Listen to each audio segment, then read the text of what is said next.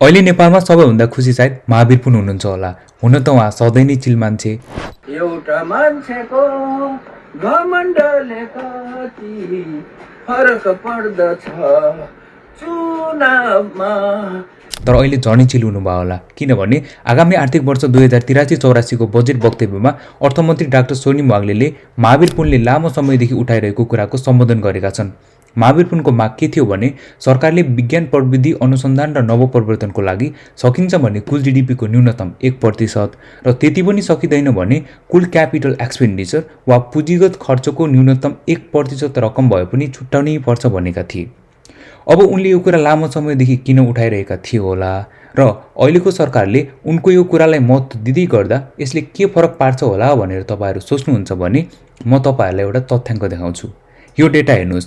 यो लिस्टमा जति पनि कन्ट्रिजहरू छन् यिनीहरू संसारको सबैभन्दा ठुलो अर्थतन्त्रहरू हुन्। America, China, Germany, Japan, UK, India. र इन्ट्रेस्टिङ कुरा यिनै त्यो कन्ट्रीहरू हुन् जसले अनुसन्धान र नवप्रवर्तनको लागि संसारमा सबैभन्दा धेरै पैसा खर्च गरिरहेका छन्। र यही कारण हो किन सबैभन्दा ठुल्ठुला कम्पनीहरू र नयाँ नयाँ प्रविधिहरू यही देशहरूबाट जन्मन्छ भन्ने प्रश्नको पछाडि। आशा छ अहिलेको सरकारको यो नयाँ कदमले नेपालमा पनि केही फरक पार्नेछ र नेपालबाट पनि नयाँ नयाँ प्रविधि र ठुल्ठुला कम्पनीहरू जन्मनेछन्।